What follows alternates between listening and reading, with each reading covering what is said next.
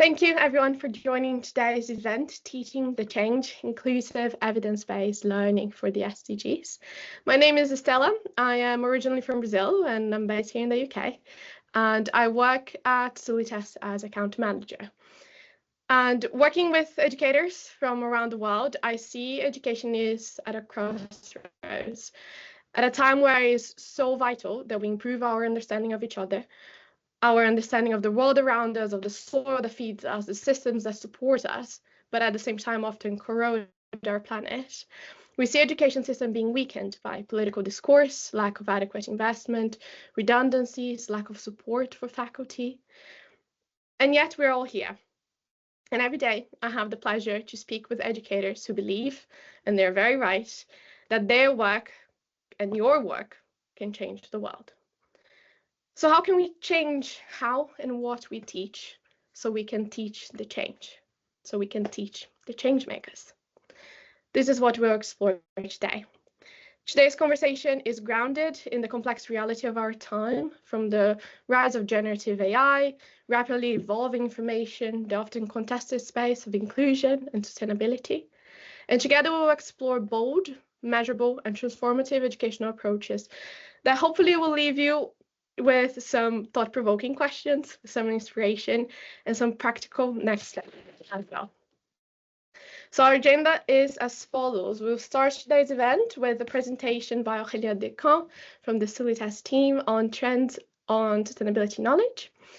That will be followed by Meredith from Prime, which will share some insights on impactful pedagogy and student skills. And the core of our event today will be a panel conversation exploring evidence-based sustainability education and inclusive pedagogy. We'll have some time towards the end for some Q&A, and then we'll close the event and share with you some engagement opportunities from Sulitest, from Prime, from Oikos, and how you can keep engaging with us and take some have some practical next steps as well. So without further ado, I'll pass the ball to Aurélia. Thank you very much, Estella. Good morning, good afternoon, good evening to everyone. I'm Aurélien Descamps. I'm one of the co-founders of the Sulitest movement. At Sulitest, our mission is to enable institutions to mainstream sustainability literacy. And for this, our flagship tool task is designed to provide institutions with reliable and comparable data to assess and monitor the progress of their students, to inform the strategy to foster sustainability learning, and to demonstrate their impact. With more than 50,000 tests taken in 2 years in more than 80 institutions in 20 countries, we are building a critical database on the progress of sustainability knowledge with a systemic perspective of sustainability. If you know task, you know that we cover 28 subjects, tapping into Earth system, social foundation of human welfare, levels of action, and the multiple interlinkages between these subjects. Every year for the UN High-Level Political Forum, we publish our report, revealing the major trends of the past academic years. So let me give you a quick insight about these trends, but you will be able to see the detailed trends in our report on our website. I think the team is putting it in the chat right now, and you will also receive it by email after this event. So what happened this academic year? After cleaning the data, we base our analysis on 20,000, a bit more than 20,000 tests taken for 24-25 academic year, with candidates from 161 nationalities in 18 countries. The adjusted average scores when we clean the non-serious test takers and some cancelled certificate is close to 57 out of 100 with a normal distribution, as you can see in the graph here. If we go to the next, please. In the task matrix, we have 3 main frameworks. So looking at the average score per framework, we see that it's quite balanced. The average score are very close if we compare Earth system to human welfare or levels of opportunity, which means how do we act on sustainability. But within those 3 frameworks, we have significant difference between subjects. Next, please. So looking at the 28 subjects covered by task, we see that we have a significant difference. Taking Earth systems, for example, the top subjects are climate change, ocean acidification, land system change, and freshwater use, whereas biosphere integrity or more technical subjects like biogeochemical flows or aerosol loading are more challenging. Looking at social foundations of human welfare, health, basic income, gender equality, nutrition and education score higher, whereas access to energy and social equity scored lower. Finally, for the levels of opportunity, infrastructure planning and natural resources management, as well as sustainability science, scored the highest, whereas laws, policies, and institutions, and what it takes to achieve transformative change are the most challenging subjects. Next, please. Looking at the SDGs, the 17 SDGs, every question of the task assessment are linked to the SDGs. So we can see that on average, SDG 1, no poverty, SDG 6, clean water, SDG 3, health and well-being, and SDG 2, zero hunger, have the highest average scores.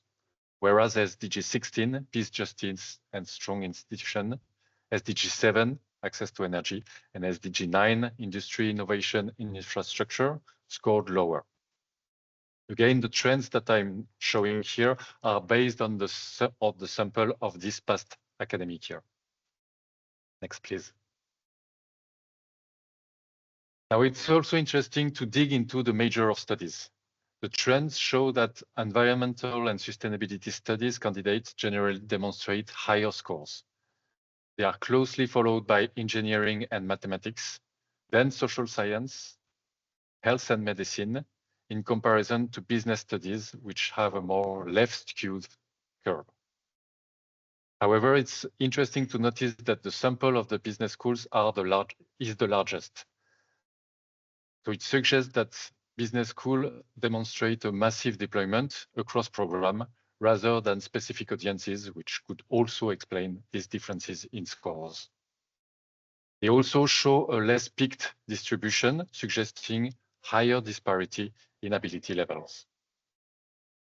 In the report, if you look at the report, you will see that we have a detailed analysis of the differences per frameworks and per subjects, depending on the major of studies.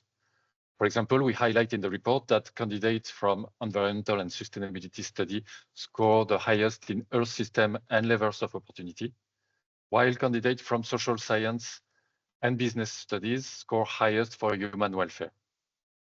Finally, engineer and mathematics studies have significantly lower score in levels of opportunity compared to Earth system and human welfare. Next, please. At Sulitest, we strongly recommend using task as an entry-exit assessment, which allows educators to track progress within their cohorts. As you can see here, both for bachelor and master students, average exit scores exceed entry score, showing a general increase in knowledge level. And we have a continuum of average score from entry, bachelor entry to exit to entry in a master level, then exit master. Finally, at Sulitest, we invite, next please, sorry. At Sulitest, we invite our change leaders to organize a special session for their alumni with a complementary survey every year. This is a way to gain insight into this population already part of the workforce. 3 key figures can be highlighted here, which highlight opportunities for upskilling. As you can see, while many are engaged and see sustainability as relevant for their role, a significant portion feel underprepared by their education and lack tools to drive meaningful change. Next, please. The majority of them seek on a regular basis information and training for sustainability. This opens a critical need for training and upskilling for sustainability. Again, this is only a glance at our trends. Please have a look to our report on our website that you will receive after the event. And with this, I will hand it over to Meredith to talk about the impactful pedagogy and student skills with Prime. Thank you very much, Aurélien, and thank you, Estella and the Sulitest team for organizing us here today. Rather than showing slides here, I have dropped a link into the chat for the resources page for PRIME. So I'd like to begin my session just by talking about what PRIME is for those who don't know. But PRIME is the United Nations Global Compact's link between business and business school, between the UN and these private sector organizations and the management education itself, responsible management education. So I joined PRIME kind of through Sulitest once upon a time. So I've enjoyed being able to grow up through this network and continue to grow up through this network, as I believe we all are. When I come to events like High Level Political Forum or the UN Global General Assembly, it feels like a very big moment. Like I have small children, so in Frozen, when they open the castle doors and everybody rushes in together and you get to see your friends for the first time in forever. It shouldn't necessarily need to feel that isolated. It shouldn't feel like responsible management education and sustainable development are at an arm's length. These resources should feel like they are close and the opportunities are there, and that it's not twice a year that we engage with one another, but that it's an ongoing and rolling process. And I think through the past few years, through PRIME, through Sulitest, through Oikos, we have tried to break down those barriers. One of the major ways is through the Impactful 5 project, which is originally funded through the Lego Foundation and their Learning Through Play grant, and the idea that we know how to best learn is to experience, to have joy and meaning and wonderful socialized experiences and active learning and iterative processes. Through that process, we were able to work with the Harvard Graduate School of Education and with Sulitest to combine for a powerful creation of a playbook of resources to inspire educators and students to get active in the sustainable development narrative, but also in the creativity process of what it means to learn. And through that process, which began in 2022, there were a lot of questions that came out around kind of confidence. And you could see from the results that Aurelian was posting there about task that we know what we know. We want to see these numbers go up, but we don't necessarily myself know how to empower greater education in SDG number 3, good health and well-being in my management class. How can I kind of tease these issues out and bring them forward? If you're an expert in accounting, you're not necessarily an expert in climate. But we know that in this powerful network that there are experts that kind of cross-examine through both. It's a giant spider web of experts, both in disciplines and regions, but also in issues. So through the I5 and then building that into today's work, we've changed a little bit from just learning through play, and that's a narrative that can sometimes feel foreign, but it is very fun and exciting, to more of a holistic look at education, which includes pedagogy, curriculum, research, and professional development.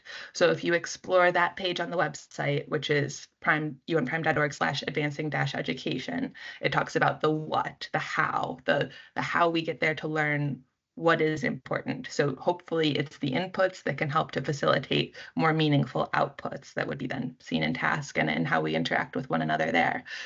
So to talk a little bit about the opportunities that are available, the pedagogy work that we started 3-4 years ago with Sulitest and Harvard has continued in ways that influence curriculum and pedagogy through certification trainings, because we understand that certification is important for your promotion and for how you evidence your time if you're an educator.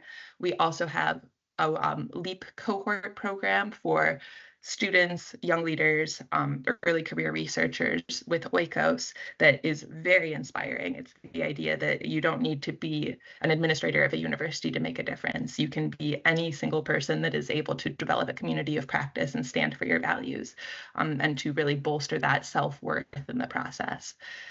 For research, we have calls for papers, calls for chapter contributions, and partnerships with the Case Center for teaching and learning cases, and also with Ivy Publishing, the second largest publishing house, to build cases that are relevant to the SDGs and relevant to business. So making sure that the impact doesn't die. These are just some of the opportunities. If you are a fan or a friend of PRIME, you're aware that we've always said that we're a bridge, that we connect different institutions, different countries, different chapters, champions, etc.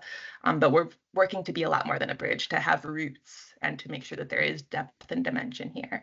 So if you're looking for ways to get involved, I'd say don't let the High Level Political Forum be the first event or the last event. Just let it be one moment in time, and please continue to come along on this journey with us. It's just so empowering to see the work of Sulitest grow, to see the connections with Oikos grow, and to really be in this together for the long term. So if you have any questions, I'll drop my email in the chat and we can continue from there. Estella, I'll pass it over to you perhaps. Thank you. Yes. Thank you. Thank you so much. And thank you for all the amazing work and support you provide to educators. We'll move on then with our panel, where we're very lucky to be joined by incredible speakers as well. So following with the theme of this year's HLPF, today's panel will be centered around 3 themes.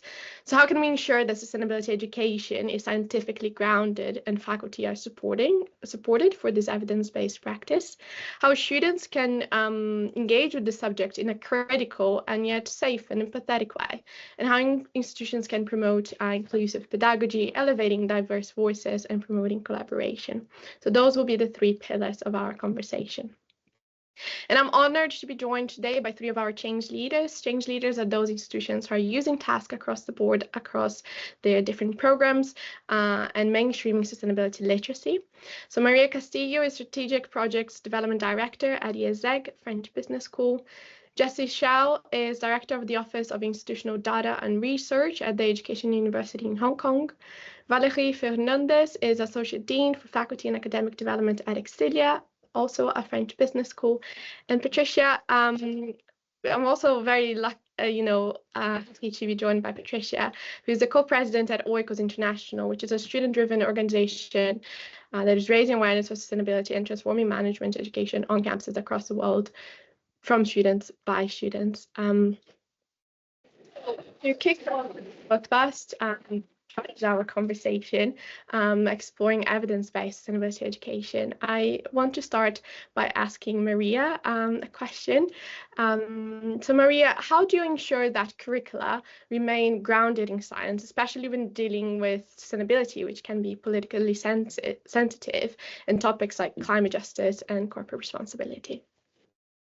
Yes. Hi, everyone, and thank you very much, Estella and the Sulitest team for hosting us and providing a space to have these kind of conversations, which I think are more than ever relevant and urgent. So I think this is a particular relevant question and discussion given the current context where climate education, among other topics, has kind of been thrown in recently into some sort of political and almost cultural war.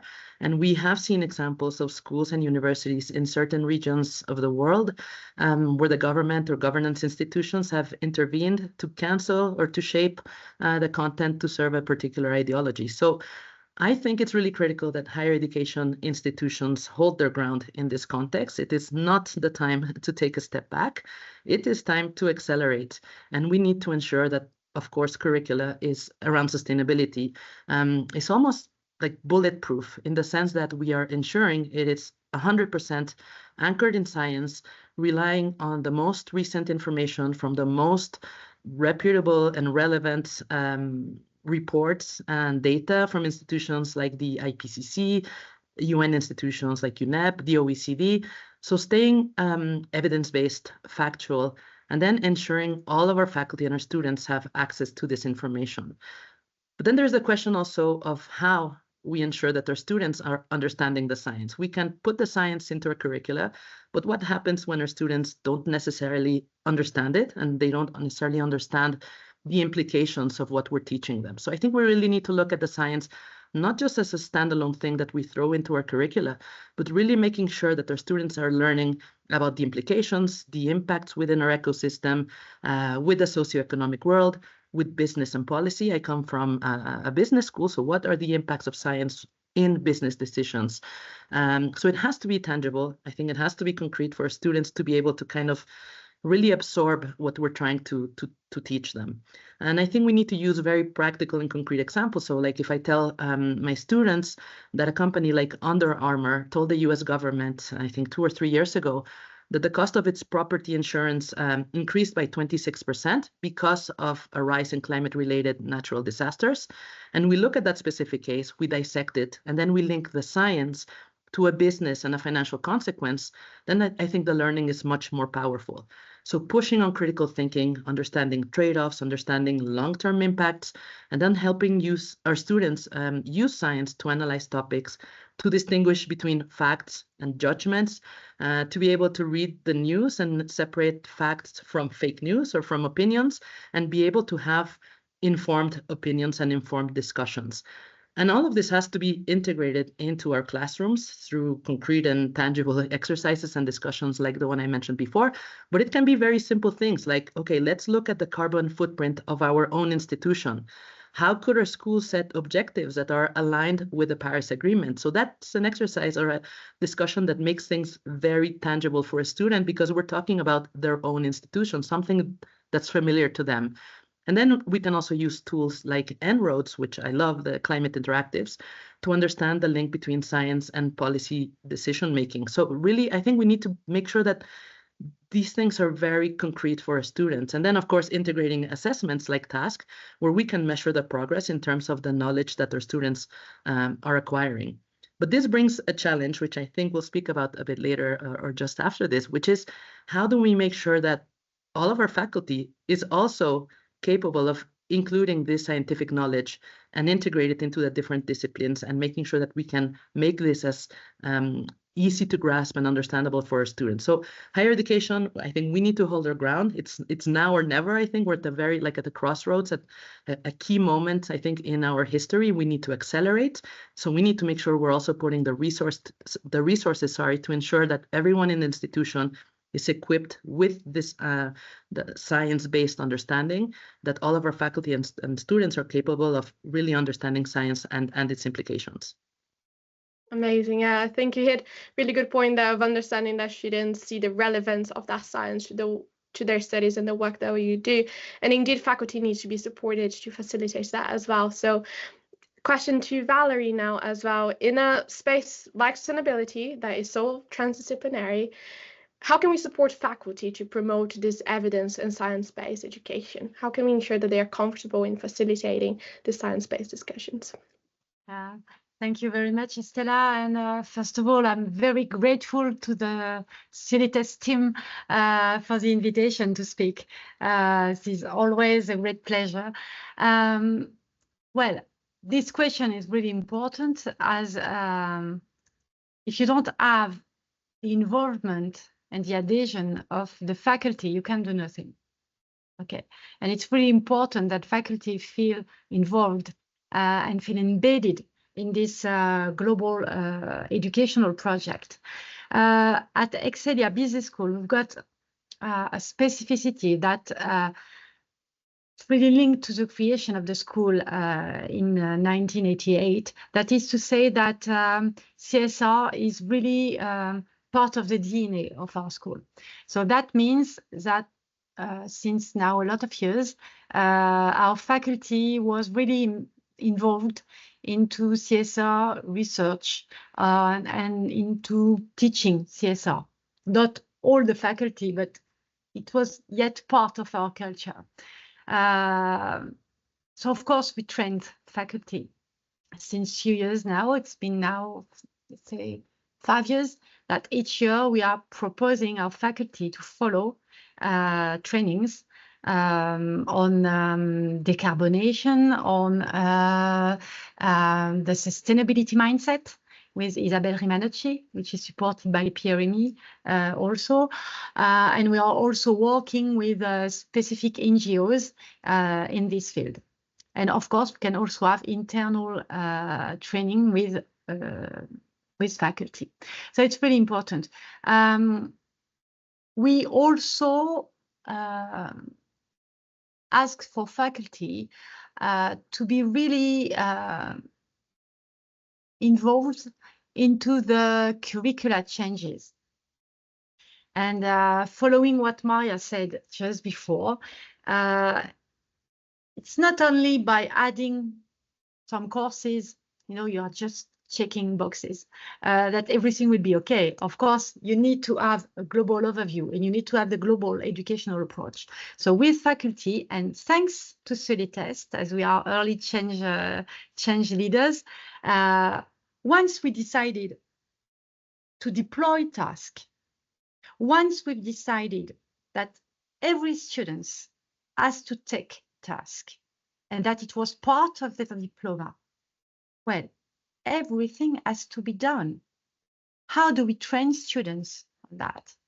And so with the faculty, we imagine a new curricula where scientific courses, I mean climate change, biodiversity, energy, and so on, were embedded into the curricula and directly linked to business and or management courses. It's really important for students to have this global view, and it's really important for faculty to feel involved in. So to us, it's pretty important. And just a few words, if I may, Stella, just to say that all the courses in ecological and social transitions are all credited. And it's also the way for us to support our students to be well trained when they are going to take tasks. Awesome, thank you very much. I wanted to ask you now to Patricia a question, because as Maria and Valerie shared, institutions are really putting more sustainability in the curriculum, but students are also engaging with sustainability outside of the classroom. There's a lot of information going around. And I think there's a place there for student-led initiatives to support the sustainability learning that happens outside of the classroom. So how can student initiatives, ensure that even though it's not in the formal curriculum, students are getting the right information? And what kind of support do you think faculty and institutions can offer to ensure that students know how to dissect information even outside of the classroom? And I hope you can guys hear me well. Give me a heads up. Yes. Okay, great. Lovely to be here and lovely to be on this panel. That was a long question, by the way, so I'll try my best to answer every single part of it. But I will also give a little bit of a background of Oikos, and perhaps that would also build on a really nice narrative here. So Oikos is over 30 years old right now, and it started as a student organization in St. Gallen in Business and Economics University. And it all was because they saw that there is this sustainability talk going on somewhere, but it's not entering the university. And they started building up spaces, building up events, building up projects that would address sustainability in universities. And now we are 30 years in, and we're still continuing working on that through the student side, and students keep building spaces outside of the classrooms to present those topics on sustainability. I like the formulation of the misinformation in this question as well, because I was like thinking, and I did write to Estella and I was like, can you please clarify what do you mean by misinformation in sustainability? And I would like to connect that as well with eco-anxiety, because I feel like as we live in this hyper globalized world and we get information from all over the world, from everywhere, all of the time, it does create such a big amount of information that bombards us on a daily basis that we also cannot really separate or have even that quick reaction of separate what misinformation is. And therefore that causes eco-anxiety to the students who care, who deeply care about the world that they live in, who deeply care about the future of the world we live in. And it all comes from this overwhelmed with being overwhelmed with complexity, with not grasping where can I start acting on this. I'm also a big fan of permaculture. If you've never heard of it, please do check on it. And what permaculture usually says, that's one of the biggest principles, is that the closer you are to something, the more influence you have. And that's what students do in Oikos. They're trying to take the local issues and address them, and they have the agency over them. They actually have something tangible to work on. And that's what we see, that when students are overwhelmed with all this sustainability misinformation, with all these globalized challenges that we're dealing with, they seek involvement, they seek something tangible, they want to have agency over anything, to be honest, even if it's designing recycling bins in their university. And they also look for community to share their concerns, passions, and so that they could build something together with the others. What we also noticed in our chapters, in our local hubs of Oikos in different universities, is that the magic happens not in the events that they do or the talks that they invite everybody in, but the magic happens usually in the pizza hangouts or over the beers, where they share their concerns of what's happening in the sustainability space, what's happening in the world, and they make sense together. And those spaces are missing in university right now. Those personal relationships that people can connect with one another, have an open dialogue, have a safe space. And right now we see a lot that students are just overwhelmed with curricula, they're overwhelmed with classes, they're overwhelmed with homeworks, and they do have this less personal relationship aspect into universities. And that creates more isolated thoughts, and that creates more isolated efforts, and we cannot act in that way.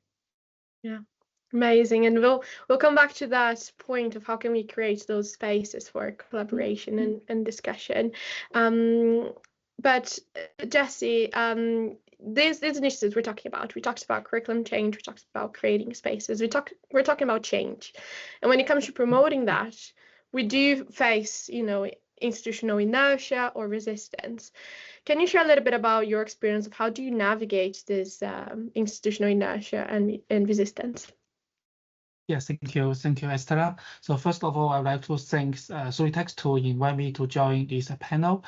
So regarding to the question, so I think overcoming the institutional inertia and the resistance to the sustainability require the leadership, engagement, and a clear strategy to align the stakeholders with a shared mission. So at our university, so at the Education University of Hong Kong, we embraced the several approach to embed the sustainability into our institutional culture. So the first is the leadership and governance are the keys. So as we are the first Sulitest charge leader in Asia and the Hong Kong region, so we take pride in driving the sustainability education to ensure this commitment permitting our university. So we have established SDG task force, so led by our president, and also we have the dedicated SDG working group. So this leadership body so provide the strategic direction and set clear goals and the coordinated efforts across all the level, and also by prioritizing the sustainability as a core mission. So this top-down approach so ensure it is not treated as the afterthought, but is as the central focus. And also secondly, so we are leveraging the technology to raise the awareness. So the resistance often stems from the lack of understanding about how individual efforts align with the broader sustainability goals. So to address this, so we developed some platforms. So we have 2 or 3 platforms. So one is the keyword mapping, and another is the AI for sustainability skill platform. So those platforms will help our staff and the researcher to identify how their work contribute to the SDG.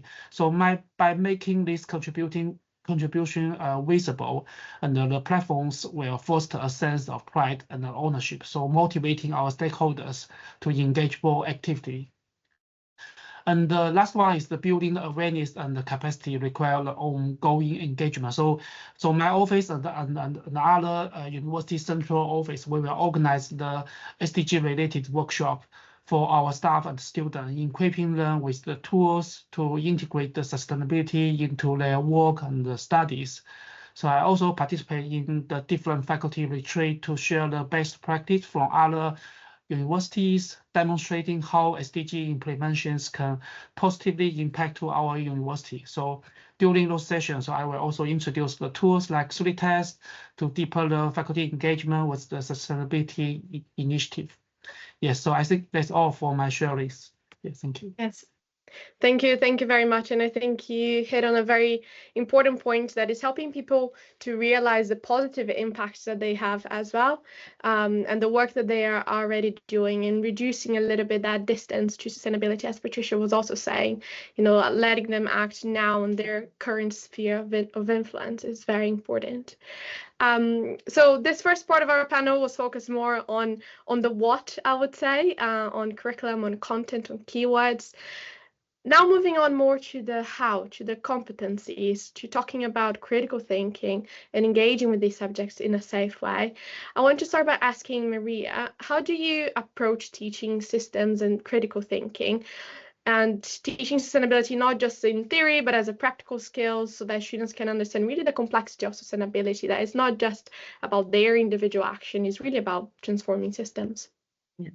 Yeah, I mean, I think it's a huge question, right? How do we learn our students to think about systems critical thinking? But I think that is our job. And I think beyond what I mentioned earlier in terms of integrating very concrete and tangible learning moments into our courses that link science to real world business or socioeconomic challenges.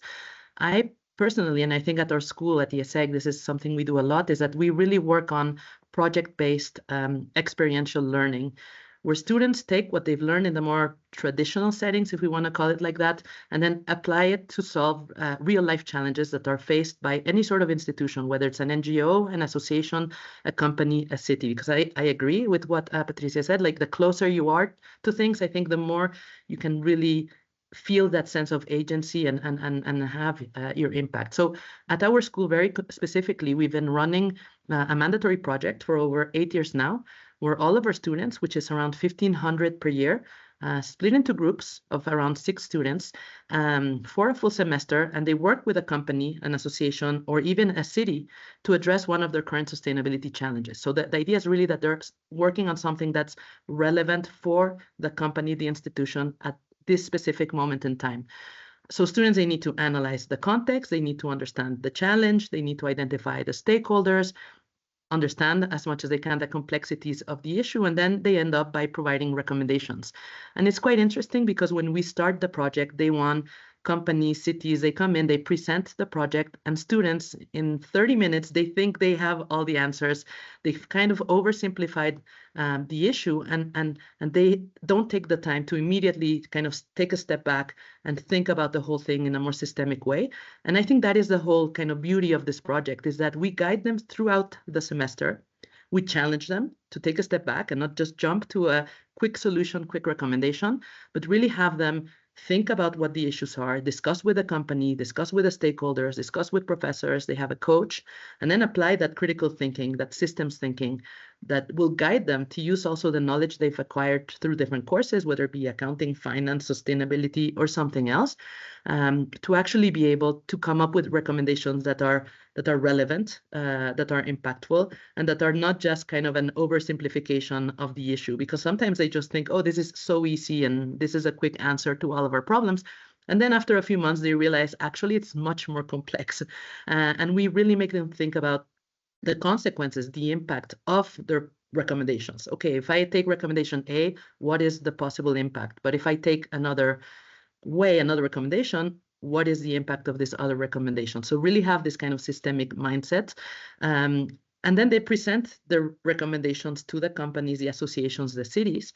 And I think through the feedback of the project, they really get to see how, and they're usually surprised about the progress that they've made from day one to the actual presentation of the project. I think they're quite surprised by, okay, actually what we thought about on day one was not relevant, whereas now, after taking the time to ask meaningful questions, to explore solutions, and to reflect on what we've learned, then they come up with something that is kind of much more matured and much more impactful. So I think these kind of projects, which can take, I think, shape in many different ways, depending on our institutions, our capacities, our resources, but I think these kind of really hands-on, experiential, project-based learnings are essential in our schools. So yes, case studies, traditional case studies that we use are important, but sometimes they're a little bit disconnected from what students are actually living and how they're going to work in these real world challenges. So making sure that those are embedded into our curricula, I think, is essential.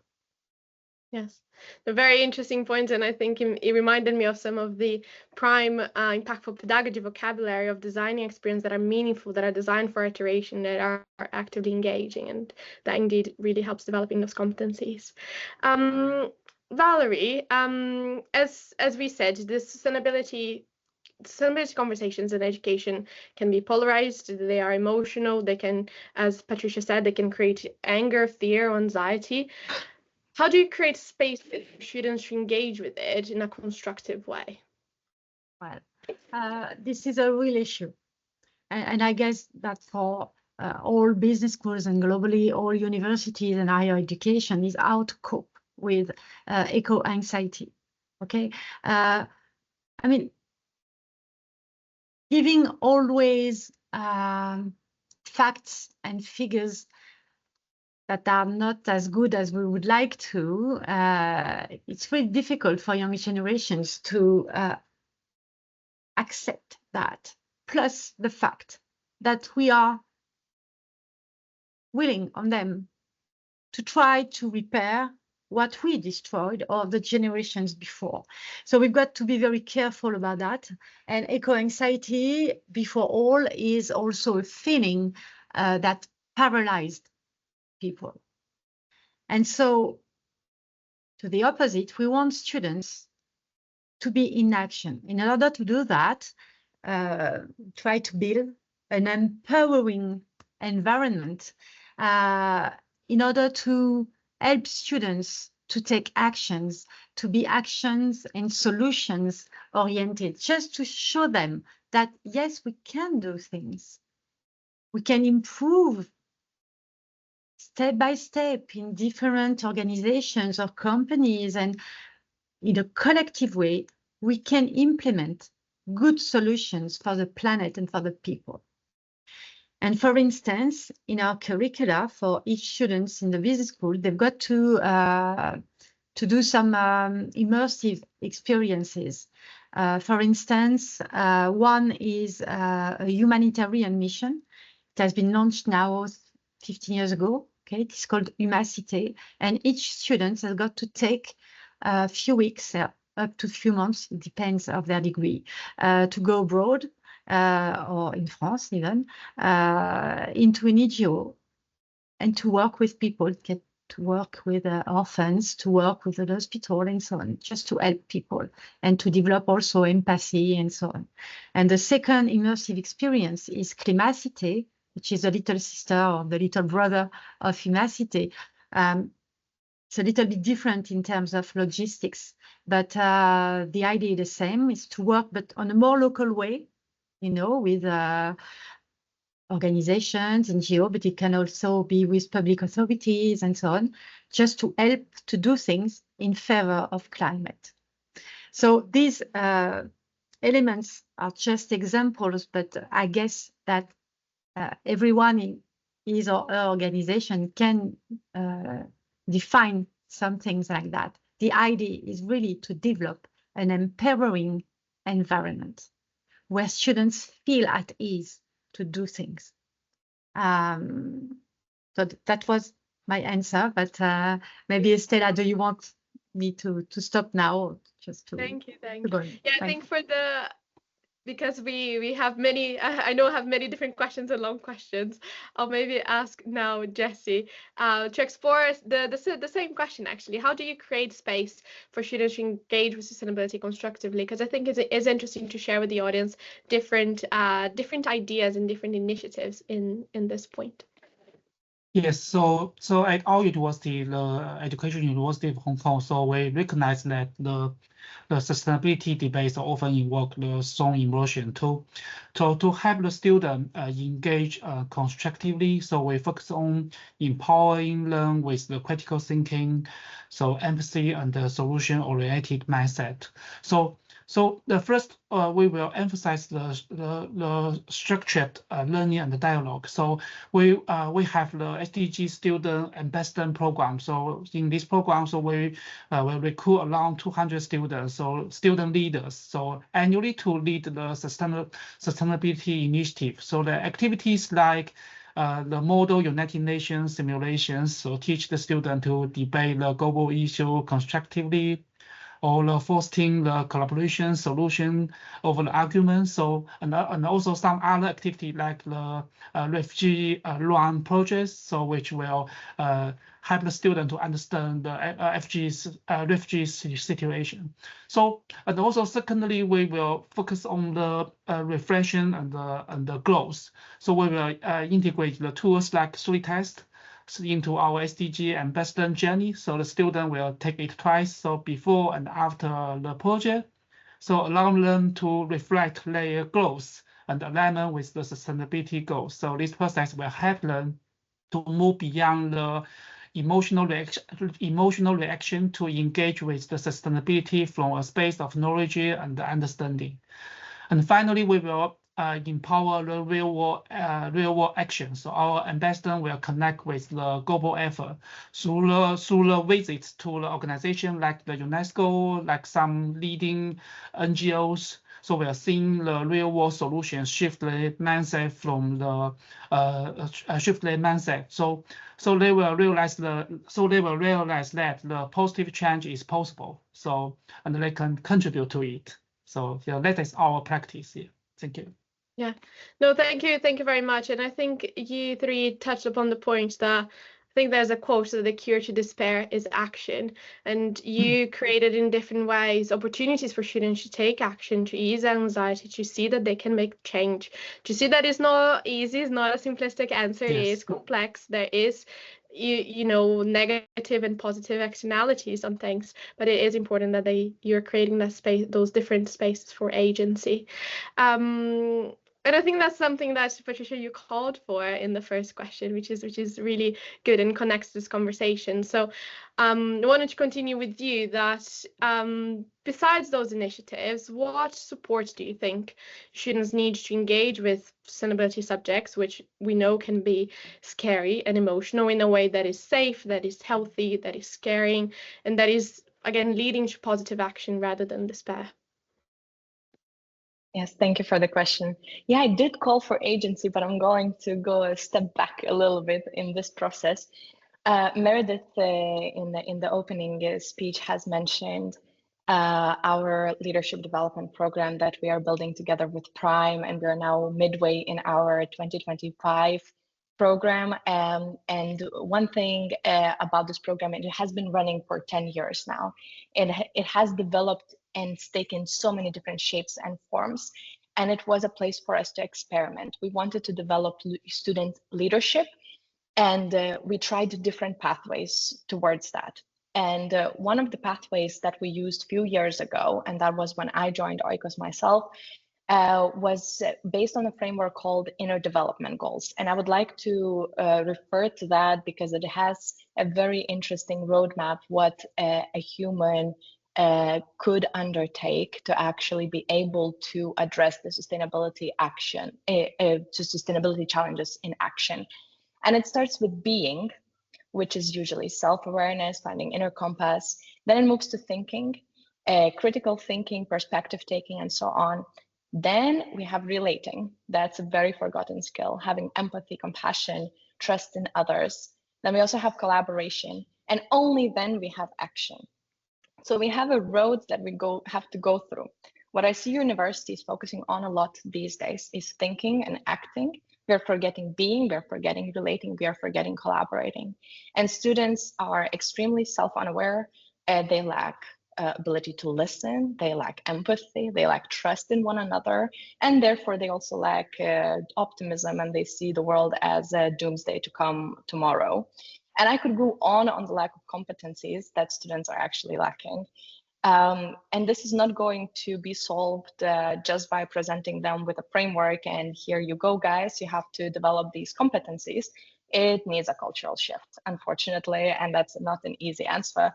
But the way we treat students in the classrooms, the way we engage with them on a daily basis, the way the university is framed, the way we design the class itself, what is in it, what is that we practice, how do we approach those projects that we give to the students? Do we tell them solve this challenge, or we give them a pathway towards solving this challenge, including also the other parts of inner development and collaboration skills? And what we see as well in our current leadership program with Prime, that students actually are able, by giving those spaces, they are able to develop their self-awareness, to increase their creativity and curiosity.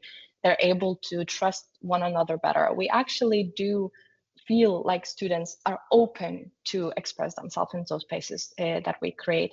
And that is something that we are missing a lot in universities. And I wish that our leadership development program would not be an extracurricular activity, that it would be something that is practiced day to day at universities.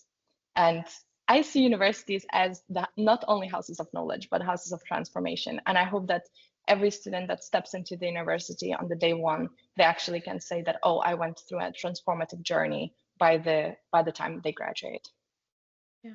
Thank you very much. And I think that leads us very well to the third and final section of our panel, that is really how are we creating and designing this transformative learning journeys? How are we designing our pedagogy and thinking carefully about it so that it is inclusive, it is fostering spaces for collaboration, for developing self-awareness and developing those competencies that aren't soft, they are very, very vital. So I want to start by asking Maria, what does inclusive pedagogy mean to you, to your institution, and if you can share an example of how that looks like in practice?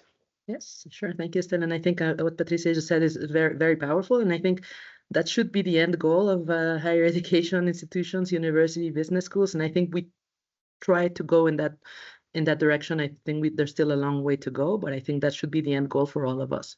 So what does inclusive education mean for us? I think it's about building a multicultural learning environment that helps everyone feel included, respected, that helps students understand and acknowledge the world around them. So not just, their local little vision, but really what's happening in different contexts and areas of the world, and then empowering them to actually positively contribute to the world. So it is a transformation process, and I think we really need to support our students in that transformation process, and that means providing spaces for open discussions, for some discussions that might also sometimes be difficult, but we need to have kind of the courage, I think, to have these discussions and to push learning and inclusive learning.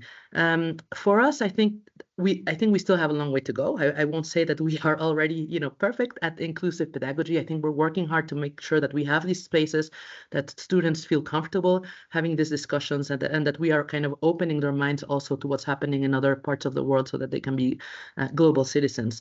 Two quick examples. First one is a project that we do in partnership with UNICEF. So partnerships, I think, in collaboration are essential when we talk about inclusive pedagogy. And I think through this project, we basically try to create awareness around mostly SDG 13 and SDG 4. So for SDG 13, we have a project where students work on the impact of climate change in youth in Benin. And for the SDG 4 project, they work around the challenges of access to education for children in Uganda. So as I said, this is in collaboration with UNICEF. So basically the semester, it's a semester-long project, and it's credited, and it starts with our students kind of just learning about these challenges. Okay, what's happening in Uganda? What's happening in Benin? Why is there an issue with climate change? And what's the impact in youth? Same for education. So they start learning about the issues, the challenges, the context. They are supported by the UNICEF, who has teams on the ground and can really translate what's happening to them. And they're supported, of course, by our ESEG faculty. So the objective is really to get them to understand, but then to get them involved and to contribute by creating awareness and creating action. So what they do is that once they've understood the issues, then they move into kind of a project-based approach where they create awareness campaigns with the objective of raising funds and creating awareness for these two projects. And it can be seen as, okay, the only objective is to raise funds for these projects, but actually these projects can't exist without the right financing. So our students have raised around 420,000 euros in the past 5 years for these two projects. And I think when our students raise the money and they exchange with the UNICEF teams, they are very proud of what they've been able to accomplish. So I think the learning they get from these kind of projects is, again, super powerful because they have direct impact on what is happening. So we try to expose our students to these kind of projects, to challenges faced in other regions of the world, and we try to get them engaged. So this project is maybe just a hook to also tell them, okay, you can actually have agency, you can get involved, whether it's following up these projects with UNICEF or getting involved locally with an association in any sort of social or environmental project in the school or outside of the school. So that's kind of, it's a first year project. All of our students do it, and it's kind of like the first hook, I think, into getting them involved in these kind of engagement. And then we have another project that's very, very different, but also done in collaboration and partnership with L'Oreal, so huge M&E in the beauty industry. And the project is focused on helping long-term unemployed women in France to go back to school. They get a certificate that's recognized by the state. So we teach them about management, we teach them about sustainability, we teach them about sales, and then we throughout the program, they get support to get back into the job market. So this is a very kind of impactful, small but impactful project. So this year we had 17 women that went through this program. They come from very diverse backgrounds. Some of them might be refugees. Some of them have very difficult life situations that explain also their long-term unemployment. And it also required for us who have been used to teaching our traditional students, let's say, to rethink the way we teach, to rethink our approach, to rethink our pedagogy, to make sure it's inclusive, and to make sure that this specific group of learners was getting the most out of the experience. And I think these kind of collaborations, whether they're small, large, it doesn't matter, they are impactful. And I think it is up to us to give students these kind of spaces, and it is up to us to build programs that are also impacting diverse types of students and allowing them to come to our school and get an education and getting them back into the job market. So those are two examples. And as I said, we have a long way to go, I think, but I think this is something that's really important for us to not forget about as we develop curriculum programs. Yeah, definitely. I think indeed not forgetting about those diverse group of students is so very important. Valerie, sharing the same question with you. What does inclusive pedagogy, inclusive education mean to you, to Exilia, and if you can share also tangible examples of how you're putting that into practice? Yeah, so I won't go back to Humacité and Climacité as I gave these examples just before.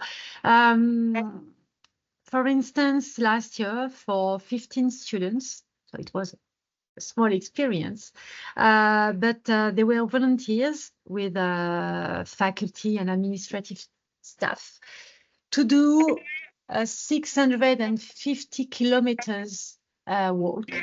So from La Rochelle up to Paris, and of course there were the other steps of our other campuses, so Tours and Orléans. And this journey was in fact dedicated to the meetings with organizations that are developing actions in favor of climate mitigation. And so they were really embedded in that, and they were working. When you are working, your mind is not evolving in the same way. You see things in a different way. When you are working, you are thinking differently. You can exchange with others. You are sharing an experience also. So it was one of our specific, let's say, pedagogical approach. We are also very fond, and I am very fond of games in gamification.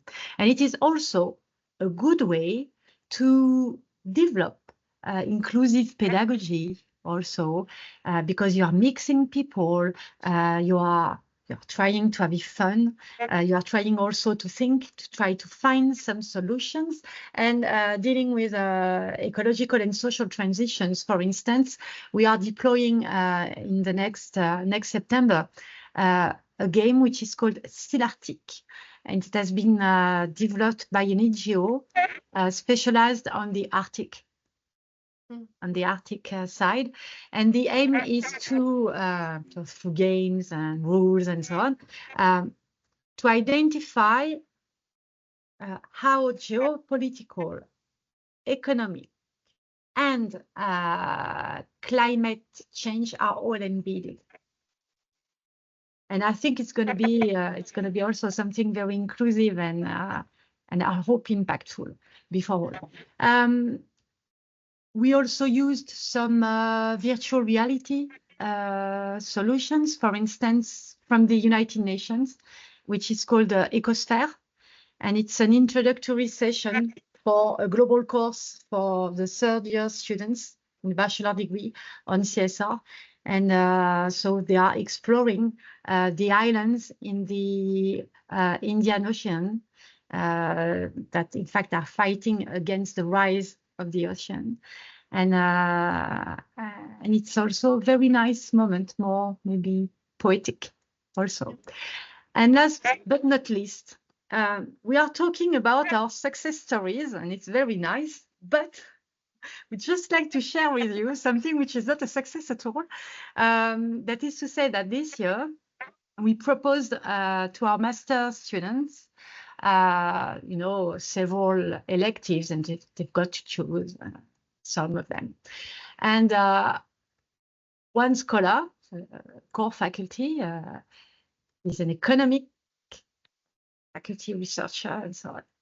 And he said, Valerie, I just want to propose a new course, which is called Rethinking Economy, a degrowth perspective on the ecological and social transitions. Degrowth is a bad word. And in fact, there were not enough students that have chosen the elective. So this course, in fact, didn't run because of lack of students. I just want collective attention around that.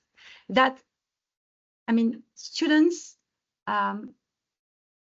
we've got to be careful about that. We are offering them a lot of courses, but talking about business school because I am in a business school, but I mean, they are looking for having a toolbox, you know, in marketing, in finance, and so on, because they want to have a job, you know, they want to be recognized by companies, and all these courses that are not directly linked with professional perspectives, to them, it's a big question mark. So we've got also to collectively to think about the balance between all that, you know, critical thinking, ecological and social transitions, and of course, the ability for our students and for future alumni to find a job.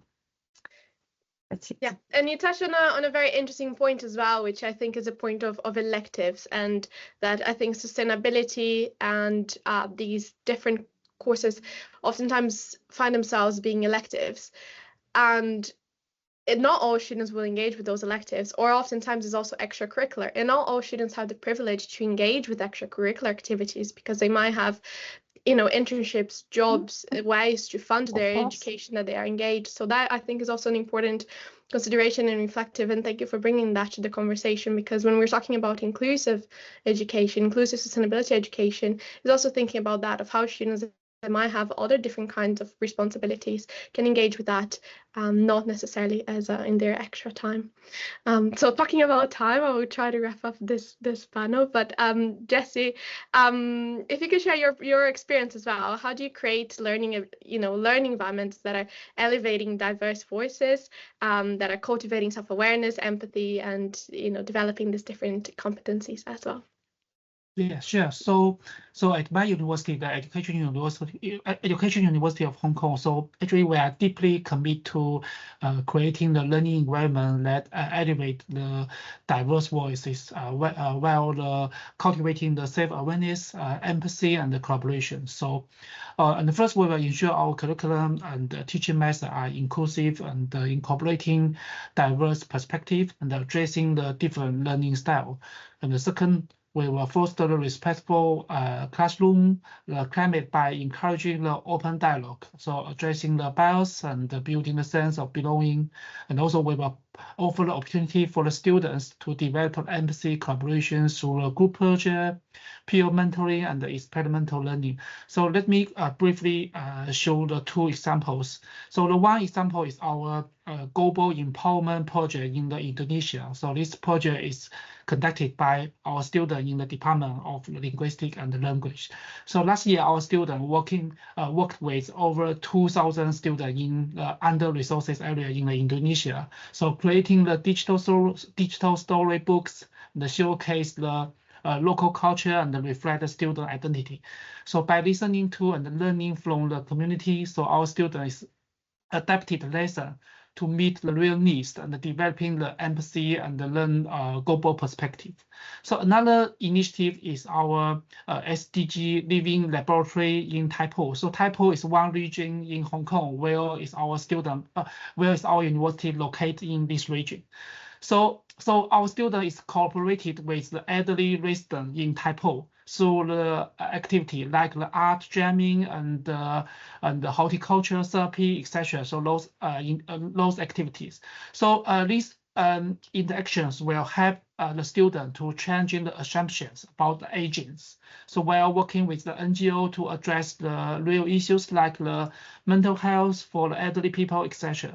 So it is a powerful lesson in the empathy and the teamwork for our students. So through this effort, so we're not just teaching, so actually we are cultivating the compassionate and learn the collaborative leaders, so ready to contribute in a more inclusive world. Yeah.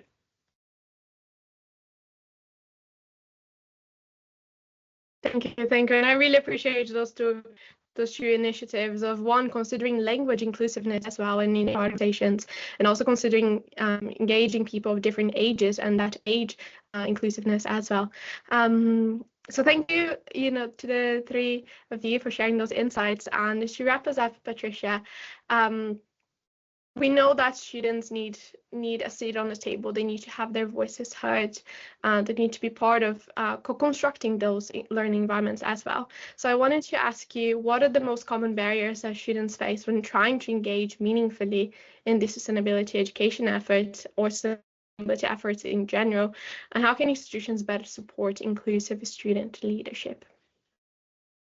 Yes, thank you. When I was thinking about these questions initially, I wrote down some things, and then Valerie was talking, and I was just like, okay, but I'm talking from the perspective of students who actually already care about sustainability, and we usually forget about the ones who don't. And I think I would like to address that first. That's one of the bigger things that we're talking as well, that there are not such clear pathways for students to have sustainable careers. So they are going to university to get knowledge. They're going to university to understand how they can develop their careers, and that is their goal. So therefore, they're just focusing on how can I excel in my professional life? How can I be a good professional? How can I get the job? And we are actually failing to create this pipeline of how can we teach the professionals that would fit the market, but at the same time, the market is not yet suited for sustainability, right? There's like this whole problem. How do we get students on board as well in creation of these sustainable jobs in the future? But when it comes to the students who already care, I can tell you two things. But I already mentioned a few of them, so I will not repeat myself too much. That is the academic overload. I said that there is a need for more spaces to engage with one another, to form more personal relationships, also teacher and student relationships that are way more personal. So we need to think about what is the university about, not just the knowledge, but it's also about the transformational journey.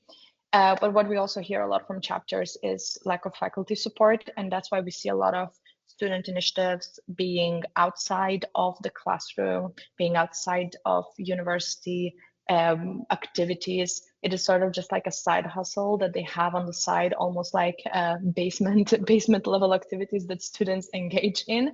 Because whenever they approach faculty for support, they're just fighting windmills. It takes ages. Students usually stay in the organization for 1 to 2 years. We do have an example from our chapter in St. Gallen that actually took 2 years for them to get their proposed course into the curriculum, and 1.5 years of those was spent to actually find a professor who would be willing to take on to teaching that course, and that was alternative economics. So yes, on the similar path. So those are the things, like the structural issues as well that we have of how can we build in more faster processes when it comes to student engagement, taking into account as well that they're not staying in university for that much of the time.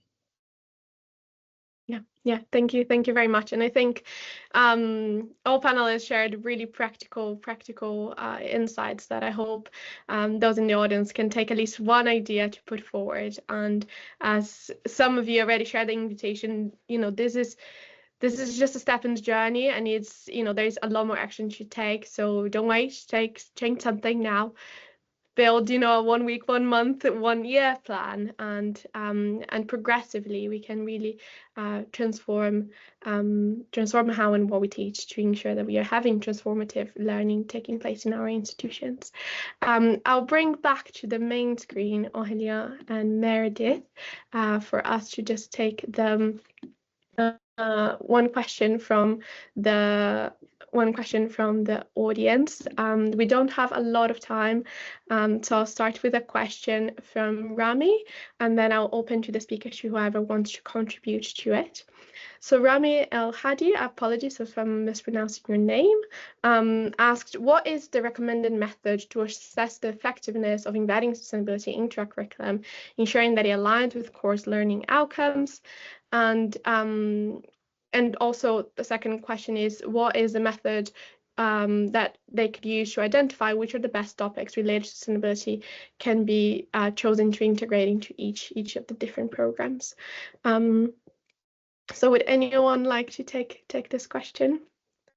How to assess effectiveness of embedding sustainability into the curriculum, and how to find topics that can best connect to the program or the course being taught?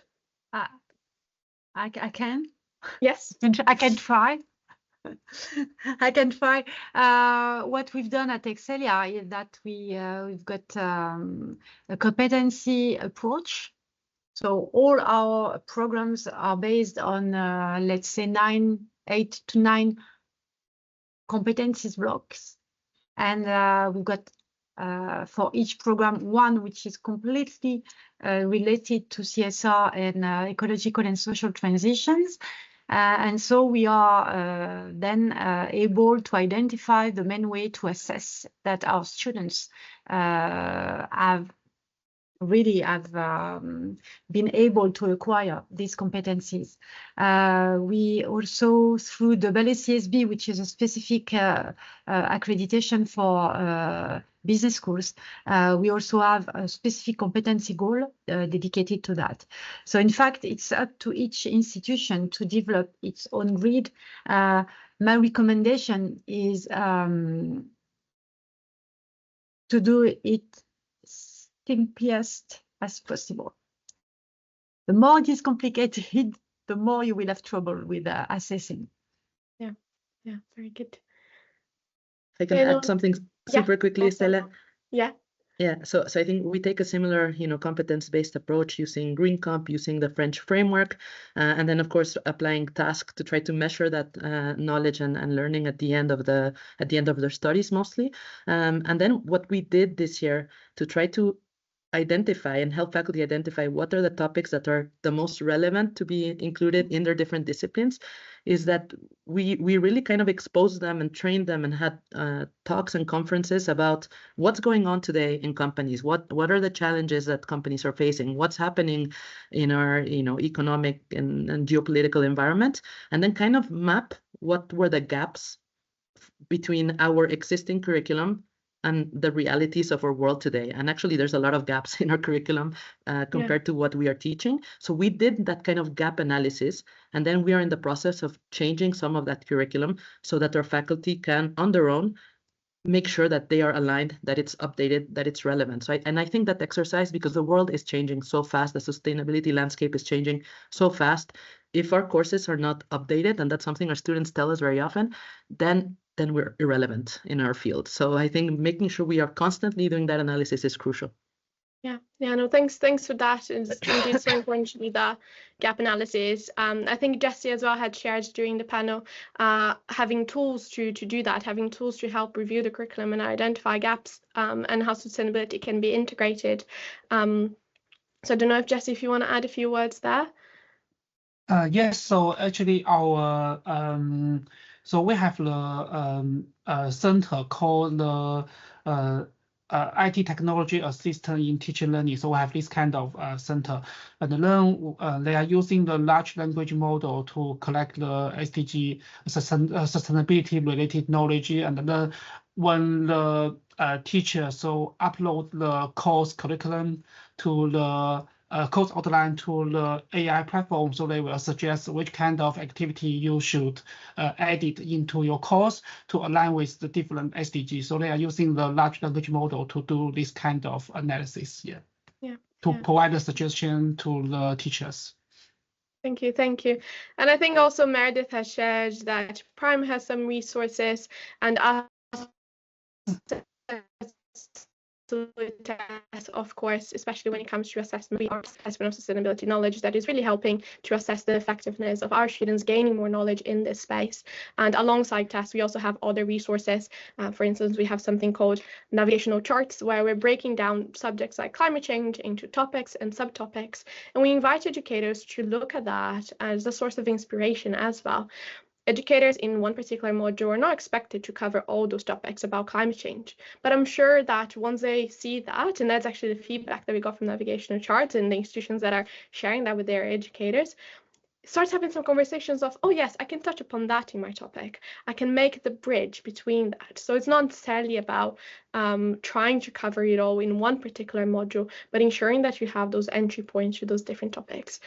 So I think on that point, I'll actually just share my final slide, which is some opportunities for engagement. And again, we shared, and during the panel, I think we could have completed the slide with many more blocks of ideas of how you can engage. But we just wanted to share some invitations. So explore the trends that we have in the task report. As Ohelia shared, we did a breakdown per different major groups, sharing what are the subjects that they know more of or less of. Explore those trends, see what resonates with you, what could inform the work that you do. You can also integrate tasks into your own programs. Our team will send emails with the report and with the slides after this meeting. Don't hesitate to reply to that, and we can have a conversation of how you can also use that assessment as part of your assurance of learning, as part of your sustainability education strategies, so that you can indeed, as I was saying, fuse curriculum with sustainability horizontally. It's not just those elective CSR modules. It's really about having sustainability infused throughout the education programs. Prime also left some invitations for you of applying to be a Prime champion, highlighting the practice. It's very important to be proud of the work that you do, and in those sort of applications and assessments help you realize the good work that you're already doing. Prime also has different opportunities of engagement, the link that Meredith has shared previously, or even proposing a Prime working group of an area that you're interested in. Invitation here from Patricia as well. Support and get involved with student organizations, create spaces for them, and engage. There are many different ways of engaging, and make sure that your institutions are creating those spaces as well. And engage with our panelists and their organizations. As you saw, they're doing great work. So don't hesitate to engage with them as well. And with that, I'll pass the ball to Ohelia for our closing words. Thank you very much, Estela, and thank you to all panelists for insightful contribution, and to everyone who attended the meeting today. I think we all agree that in these turbulent times, more than ever, we need science-based knowledge, evidence-based, inclusive and playful pedagogy. I'm quite convinced that in our quest for a sustainable future, the journey matters more than the destination. So we need new leadership as higher ed professionals. Maria said, let's have the courage to do what it takes. We want to truly shift our curriculum, embed sustainability, experience new avenues, innovative ways to teach and learn, trigger this cultural shift that you were mentioning, Patricia. Let's not wait to be perfect to assess our practice, to learn from it, not only our success stories, as you said, Valérie, but also where we need to improve. And let's lead by example. Higher ed should play its part now. If not now, when? If not us, who? I hope you will enjoy this journey as much as we do. Higher ed is really an amazing playground and a field to plant the seeds and cultivate the founding pillars of our sustainable future. Let's go. Thank you. Thank you, everyone, for joining. Take care.